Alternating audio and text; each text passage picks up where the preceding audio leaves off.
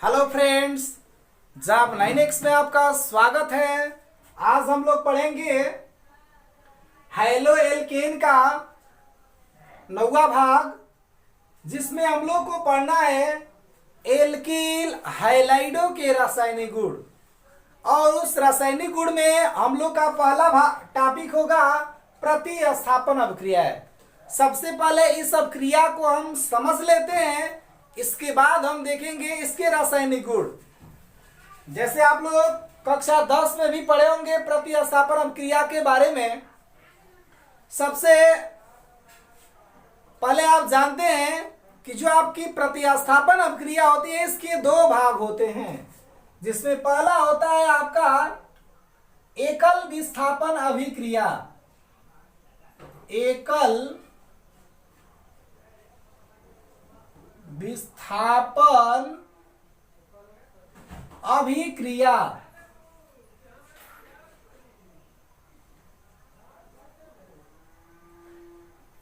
एकल विस्थापन अभिक्रिया, देखिए इसमें क्या होता है कि एकल विस्थापन अभिक्रिया में जो रिएक्शन आता है, उस रिएक्शन में एक तत्व होता है, एक यौगिक होता है।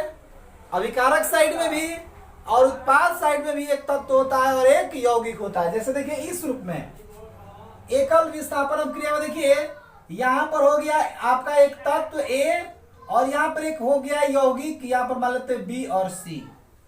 और यहां पर देखिए फिर यहां पर हो जाएगा ए सी और यहां पर हो जाएगा आपका बी। तो देखिए कहने का मतलब ये है कि एकल विस्थापन अभिक्रिया और प्रतिस्थापन अभिक्रिया एक ही चीज होता है। इसमें देखिए क्या होता है कि ये तो तत्व और यौगिक के रूप में और तत्व और यौगिक के रूप में हो गया, लेकिन यहां पर ये जो ए है ये आपका अधिक क्रियाशील तत्व है। क्या है जी? अधिक क्रियाशील तत्व। और यहां पर बीसी यौगिक में जो आपका बी है, बीसी यौगिक में जो आपका बी है, ये आपका कम क्रियाशील तत्व है। तो एकल विस्थापन अभिक्रिया में क्या होता है कि जो अधिक क्रियाशील तत्व होते हैं, यौगिकों में से कम क्रियाशील तत्वों को प्रतिस्थापित कर देती है और स्वयं उसके स्थान पर स्थापित हो जाती है।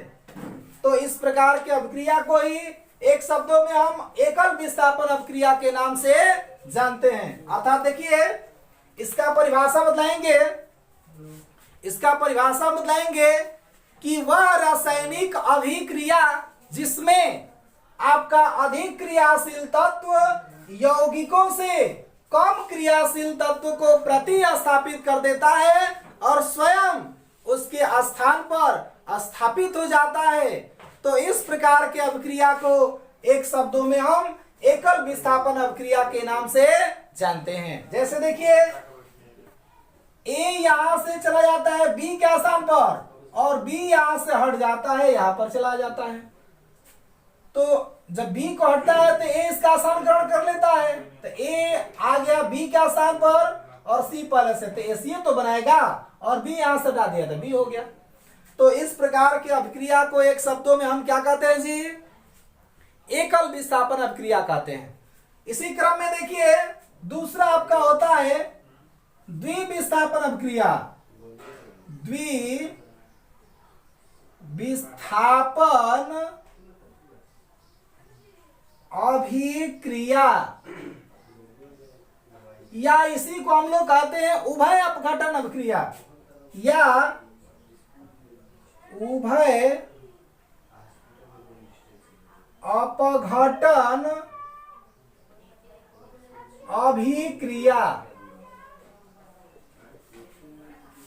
द्विविस्थापन अभिक्रिया को या उभय अपघटन अभिक्रिया को बात एक ही है। इसमें देखिए अभिकारक और उत्पाद दोनों साइड में आपके यौगिक ही होते हैं और यहाँ पर इलेक्ट्रॉनों के हस्तांतरण के द्वारा ही क्रिया होती है। जैसे देखिए यहाँ पर, जैसे यहाँ पर ए बी एक यौगिक है, उसी प्रकार से सी डी एक यौगिक है। और यहाँ पर भी देखिए इस पर मान लीजिए कि एक प्लस है और इस पर डबल माइनस है। इस पर मान लीजिए कि आपका डबल प्लस है और इस पर एक ही माइनस है। तो देखिए इसमें क्या होता है कि एक प्लस वाला जो होता है एक माइनस वाले के साथ क्रिया कर जाता है। तो एक प्लस वाला एक माइनस वाले के साथ क्रिया करेगा तो यहां पर क्या बनेगा, एडी बनाएगा। प्लस यहां पर डबल प्लस वाला डबल माइनस वाले के साथ क्रिया करेगा तो क्या बनाएगा, सीबी बनाएगा या बीसी बनाएगा, कुछ भी लिख सकते हैं, बीसी बनाएगा। तो यहां पर देखिए, यहां पर इलेक्ट्रॉनों का क्या हो गया, स्थानांतरण हो गया, इलेक्ट्रॉनों का स्थानांतरण हो गया, अब तब जाकर के यहां पर आपका उत्पाद बना है। तो यहां पर द्विविस्थापन अभिक्रिया या उभय अपघटन अभिक्रिया में बतलाएंगे कि वह रासायनिक अभिक्रिया जिसमें उत्पाद का निर्माण इलेक्ट्रॉनों के स्थानांतरण के द्वारा होता है, तो इस प्रकार की अभिक्रिया को एक शब्दों में हम द्विविस्थापन अभिक्रिया या इसी को हम उभय अपघटन अभिक्रिया के नाम से जानते हैं। तो ये रहा रासायनिक गुण में प्रतिस्थापन अभिक्रिया टॉपिक। अब देखते हैं कुछ इसमें महत्वपूर्ण चीजें।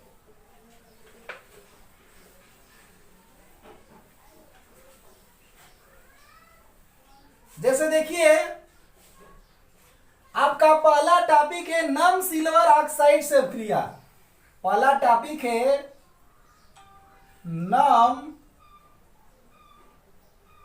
सिल्वर ऑक्साइड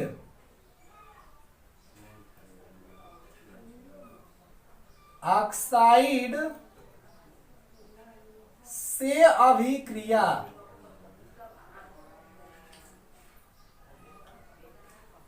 ये आप लोग का पहला टॉपिक है नम सिल्वर ऑक्साइड से अभिक्रिया। देखिए यहां पर एक सूत्र पहले लिखते हैं, यहां पर 2Rx प्लस नम सिल्वर ऑक्साइड का सूत्र होता है यहां पर Ag2O प्लस H2O।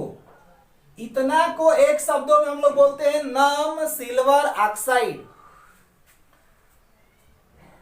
और यहां पर आपको मिल जाता है 2ROH और प्लस आपको मिलता है 2AgX मिलता है। देखिए ये आपका सूत्र रहा, इसी सूत्र के अनुसार हम रिएक्शन को क्या कर देंगे जी, सेट कर देंगे। यहां पर देखिए RX का मतलब होता है एल्किल हाइलाइड। जैसे आपको बतला दिया गया है कि यहां पर R जो है ये हमारा एल्किल समूह है, जिसके स्थान पर मेथिल भी रख सकते हैं, एथिल भी रख सकते हैं, प्रोपिल भी रख सकते हैं। जैसे इस तरह से R के स्थान पर अगर हम चाहें तो CH3 को भी लिख सकते हैं, CH3 CH2 को भी लिख सकते हैं, CH3 CH2 को भी लिख सकते हैं। और X के स्थान पर आप क्लोरीन को लिख सकते हैं, ब्रोमीन को लिख सकते हैं और आयोडीन को लिख सकते हैं, क्योंकि हमारा X क्या होता है, हाइड्रोजन तत्व होता है। तो यहां पर टॉपिक है नम सिल्वर ऑक्साइड से अभिक्रिया। तो चूंकि हम तो पढ़ रहे हैं एल्किल हाइलाइडों के रासायनिक गुण, यानी कि नम सिल्वर ऑक्साइड का हम एल्किल हाइलाइड के साथ अभिक्रिया कराएंगे। जैसे देखिए यहां पर सबसे पहले हम ऐसा करते हैं कि 2 है तो लिखते हैं 2, R के स्थान पर ले लेते हैं CH3 CH2, इसको ले लेते हैं हम, एथिल को लेते हैं। फिर X है तो X के स्थान पर ब्रोमीन को ले लीजिए आप, plus Ag2O plus H2O is equal to, आप देखिए यहां पर 2 है तो 2R एल्किल समूह है, तो यही तो आपका एल्किल समूह है।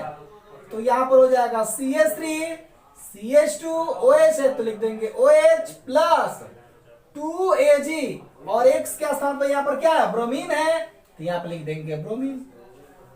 इस तरह से आपका रिएक्शन बन जाएगा।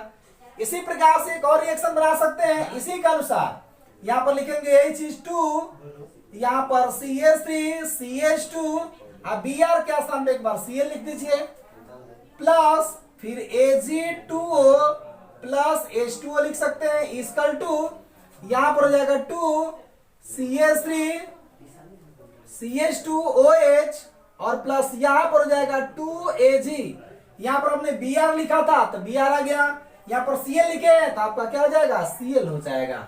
उसी प्रकार से अगर हम चाहें तो इसको लिख सकते हैं 2 CH3 CH2 Cl का स्थान पर I लिख दीजिए, प्लस इसको लिख देंगे Ag2O plus H2O is equal to, फिर लिख सकते हैं 2CH3 CH2OH और प्लस ये आपका होगा 2AgI हो जाएगा। तो यहां पर देखिए एक हमारा सूत्र के द्वारा 3 समीकरणों का निर्माण हो गया। तो टॉपिक क्या है जी, नम सिल्वर ऑक्साइड से अभिक्रिया। देखिए इसमें बताएंगे ये आपका एथिल ब्रोमाइड है और इतना को बोलेंगे नम सिल्वर ऑक्साइड। तो देखिए जैसे ही हम एथिल ब्रोमाइड को नम सिल्वर ऑक्साइड के साथ गर्म करते हैं या अभिक्रिया कराते हैं तो आपको उत्पाद के रूप में एल्कोहल मिलता है। क्या मिलता है जी, एल्कोहल। जैसे देखिए यहां पर मिला है CH3 CH2OH, इसको बोलते हैं हम लोग एथिल एल्कोहल। क्या बोलते हैं, एथिल एल्कोहल।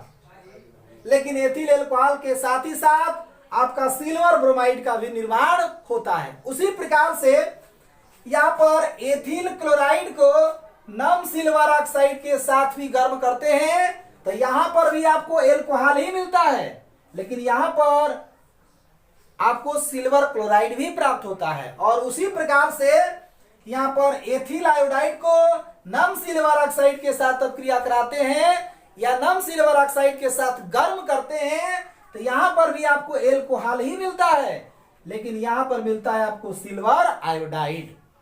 अर्थात एक शब्दों में आप कह सकते हैं कि एथिल ब्रोमाइड को, एथिल क्लोराइड को और एथिल आयोडाइड को हम नम सिल्वर ऑक्साइडों के साथ अभिक्रिया कराते हैं तो हमको एल्कोहल मिलता है और एल्कोहल के साथ ही साथ हमको लवण भी प्राप्त होता है।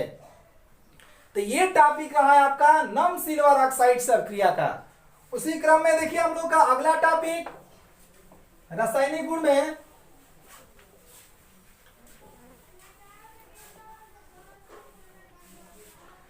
रासायनिक गुण में हम लोग का दूसरा टॉपिक है, दूसरा टॉपिक है कास्टिक सोडे के जलीय विलयन से अभिक्रिया। कास्टिक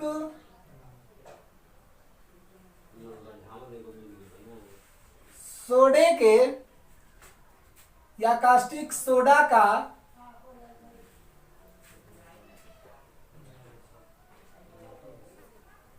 जलीय विलयन से अभिक्रिया।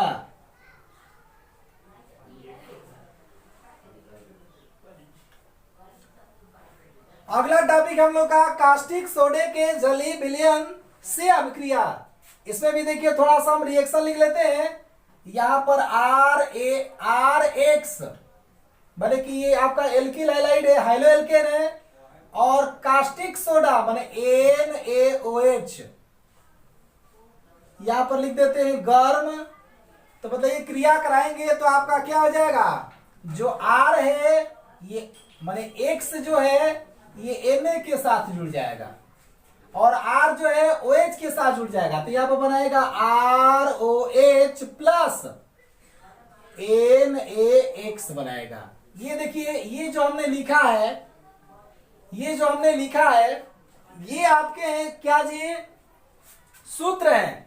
इसी सूत्र के अनुसार हम क्या करेंगे जी, रिएक्शन को सेट करेंगे। तो यहां पर देखिए कास्टिक सोडा के जलीय विलयन से अभिक्रिया, तो यहां पर NaOH जो है ये कास्टिक सोडा का जलीय विलयन है और यहां पर RX जो है ये आपका एल्किल हैलाइड है। तो बताएंगे आपकी एल्किल हैलाइड को सोडियम हाइड्रोक्साइड के जलीय विलयन के साथ जैसे ही हम गर्म करते हैं तो हमको एल्कोहल मिलता है और एल्कोहल के साथ ही साथ सोडियम हैलाइडों का भी निर्माण होता है। अब इसमें सोडियम ब्रोमाइड मिले, सोडियम आयोडाइड मिले या सोडियम क्लोराइड मिले, देखिए हम देखते हैं। यहां पर देखिए RX के स्थान पर उसी तरह से रखेंगे, R के स्थान पर हम लिख देते हैं CH3CH2। अभी हमने जो यहां पर लिखा था उसी प्रकार से X के स्थान पर सबसे पहले हम लिखते हैं क्लोरीन प्लस इसको हम क्रिया कराएंगे NaOH के साथ।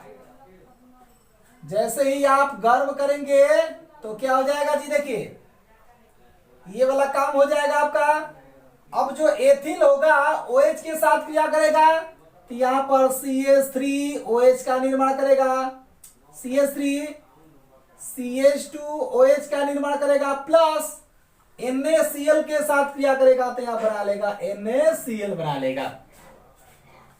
यानी कि यहां पर अंदर वाले के साथ क्रिया कर रहा है, तो ये बना रहा है NaCl, और बाहर वाले के साथ क्रिया कर रहा है, तो ये बना रहा है एल्कोहल। इसको बोलते हैं बाबू एथिल एल्कोहल। क्या बोलते हैं? एथिल एल्कोहल बोलते हैं। उसी प्रकार से देखिए यहां पर R के आसन पर यही रहने देंगे, CH3 CH2 Cl का स्थान पर Br लेते हैं, प्लस ये आपका NaOH ही रहेगा। जब यहां पर गर्म करेंगे तो आपको क्या मिल सकता है जी? CH3 CH2OH तो आपको मिलेगा ही, प्लस यहां पर अब मिलेगा आपको NaBr मिलेगा। यहां पर भी ऐसे क्रिया हो गया, अंदर वाले के साथ और बाहर वाले के साथ क्रिया कर लिया। उसी प्रकार से देखिए एक और रिएक्शन, यहां पर CH3 CH2 अब I लिखते हैं, प्लस NaOH, यहां पर भी I Na के साथ क्रिया करेगा, यानी कि यहां भी लिख देंगे गर्म।